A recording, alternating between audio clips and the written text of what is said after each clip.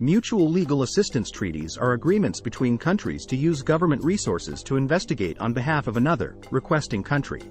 For example, if the U.S. government is investigating a criminal case where the suspect is in Canada, they can use the Mutual Legal Assistance Treaty between the U.S. and Canada. They can get the Canadian police to raid business and home premises to seize evidence that can be used at a future criminal trial. Mutual legal assistance treaties are a modern law enforcement tool. The first one was signed between the U.S. and Switzerland in 1977. This allowed the U.S. government to request information on Swiss bank accounts of suspected criminals long before they had tools like FATCA to snoop into our private affairs. Mutual legal assistance treaties are widely used by law enforcement agencies around the world. Recently, the Portuguese government raided business premises of companies linked to Isabel dos Santos, the daughter of Angola's former president. Dos Santos is accused of various crimes by Angola. The Angolan authorities were able to get the Portuguese authorities to carry out raids on their behalf by using the Mutual Legal Assistance Treaty between the countries. The UK regularly asks the Spanish authorities to carry out raids on suspected British criminals based in Spain. This can range from drug dealers to white-collar criminals. Mutual legal assistance treaties are widespread. But not every country is covered. The US has 61 mutual legal assistance treaties.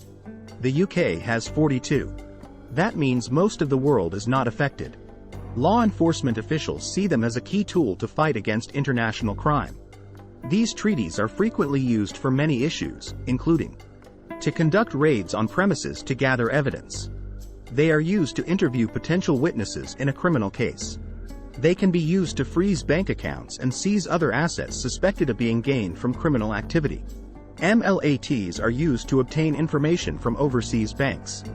MLATs can also be used for the service of documents such as witness citations and court orders.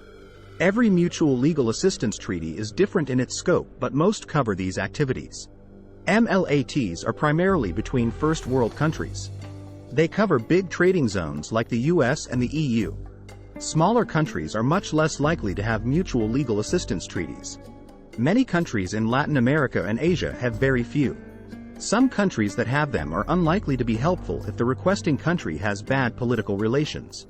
Russia and the US have a treaty, but it's difficult to see the Russian authorities and the American authorities cooperating. Many countries recently stopped cooperating with Hong Kong MLATs, including the US and the UK. Certain countries such as Panama and Uruguay only have mutual legal assistance for drugs-related cases. They are primarily used in criminal matters. There are different procedures in place for civil matters. Many countries recognize the judgments issued by foreign courts. UK court judgments are recognized in many of the British offshore tax havens such as the BVI. US judgments are recognized in other countries too.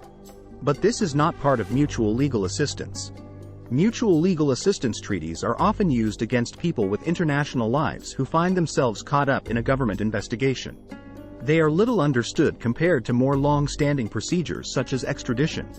Anyone involved in a government investigation should be aware of mutual legal assistance treaties and how they are used.